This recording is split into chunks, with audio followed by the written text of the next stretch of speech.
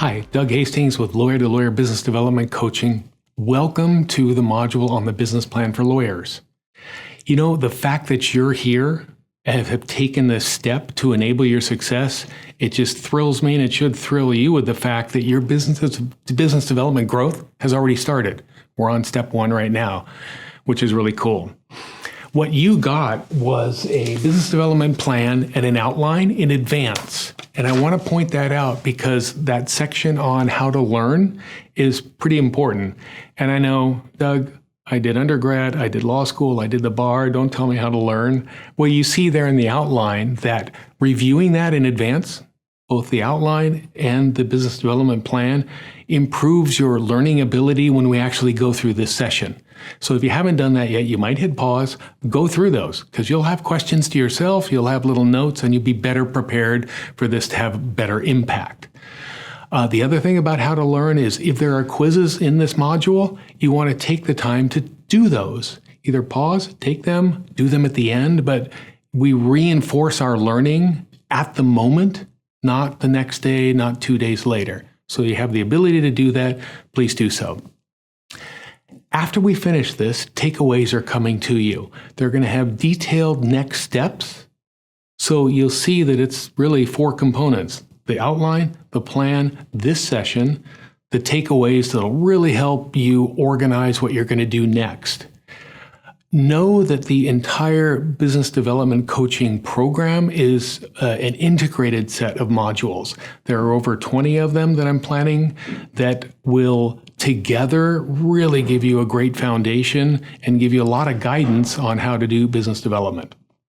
The core 5, Introduction to Business Development, this one, the business plan for lawyers, curating and growing your referral networks, great client outreach, and getting it all down to 15 minutes a week. If you did those 5, the core 5, man, would you be set up for enabling your own success?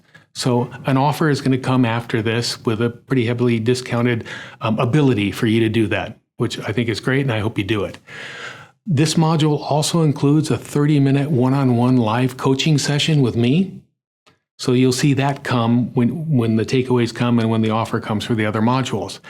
I think that's great. I mean, that's great for me, and it's going to be great for you. As you go through this, you work through the takeaways and say, you know, I've got questions on this. I'd like a little help here. What did we mean by this? Hey, let's do that. Let's spend some time one-on-one. So please take advantage of that. There'll be a link to my calendar to help set that up for you. I look forward to that very much. So you're already on your way. You've taken a couple of great steps just by signing up for this and by having it printed out and sitting in front of you. So let's get started on your business development plan. You see this first screen here, and you've seen the agenda already.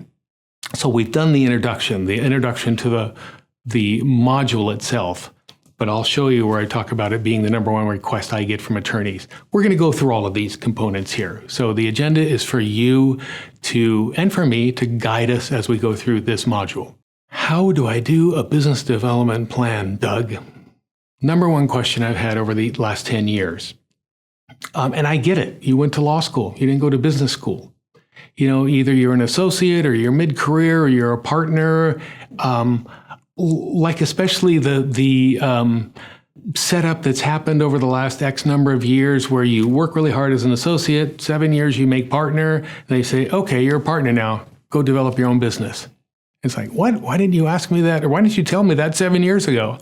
So here's the ability to get, if you're, you know, wherever you are in your career, to kind of get past that hump and say, I've been wondering how to do a business development plan for a long time.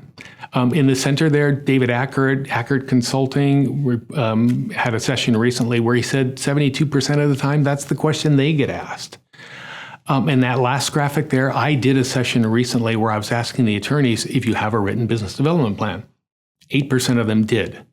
92% of them didn't. By the time you're done with this module and the takeaways and our session, you're going to be in elite status for enabling your own success. I think it's great. 6 critical components in this business development plan. We're going to go through each one of them. You see them there. I'm not going to read them back to you. Let's start with the first one. Goals.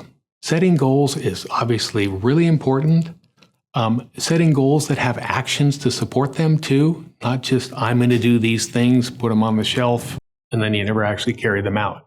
So there are a few tips here that I want to share with you as I've learned for myself as a lawyer or working with you as lawyers that will help this be focused, organized, structured. Choose 3, and we'll look at this, why and how we get to 3 here as we go through this. Many lawyers focus on, the knee-jerk reaction is, high ROI, revenue-based goals. Maybe you're going to see 10 suggestions here in just a moment where something other than that might work for you. Whatever works for you, where you're at in your career, are the 3 goals that you should pick up. So this is what you see in the business development plan. And over on the side there, I've given examples of what you might consider for your goals when you're narrowing it down to 3. A note here, you can take this, print it out, and write your goals right into the document there. We'll have you received it without printing it out. You could work on it on your screen, or you could develop some other document over to the side where you start to build all this out. But you'll see that from the PowerPoint here, this coaching session, it refers to the business development plan on page 3. So these are the 3 goals. These are some suggestions for you. A couple of lessons here. Steve Jobs at Apple. They would bring their managers together every year to develop their annual goals. It was in Hawaii, I think, so it wasn't a bad gig. In the morning, the managers, they'd all be shouting out, here's what our goal is for a product or a service or, manufacturing capacity, whatever it was. And they would get all of these up on a board with Jobs actually writing them onto a whiteboard there. A whole slew of ideas. And I embrace this, and you should as well at this point. Hey, there are a bunch of things I might do. Doug gave me 10 suggestions, but wants me to get down to 3. But for right now, have 15. Just get them out of your head and get them onto paper.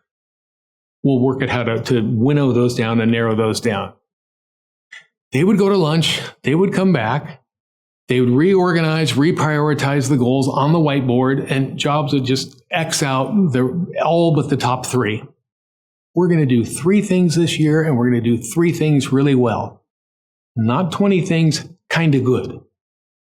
So that's what I want you to use when you're thinking about getting to all the things that you might do, down to the 3 that are where you're at and will help move you forward over this next year.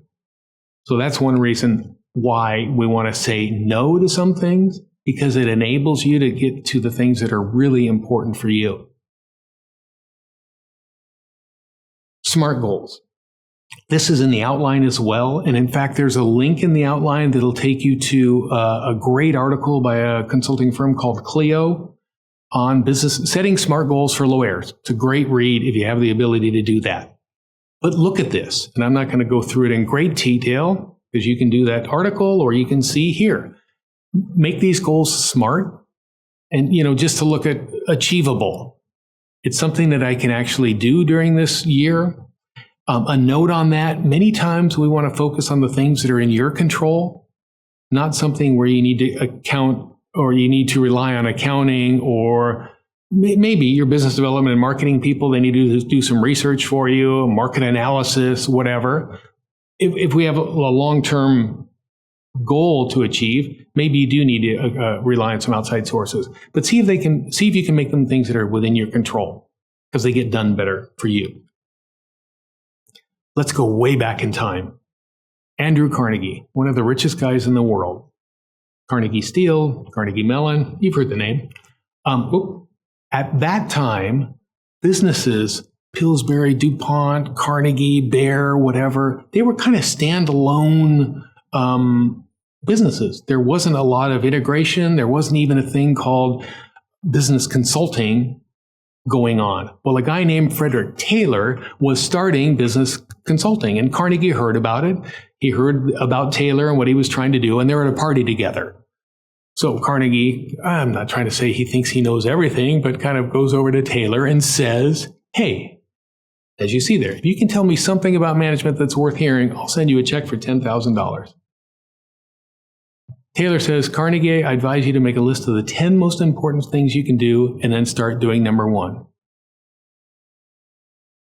As the story goes, a week later, Taylor got a check for $10,000. But let's pause here for a second and talk about lists. Making lists is, and Taylor got this, and it's in all the business books and advice these days. It helps you focus. And this is why we're talking about the goals and making a list of goals.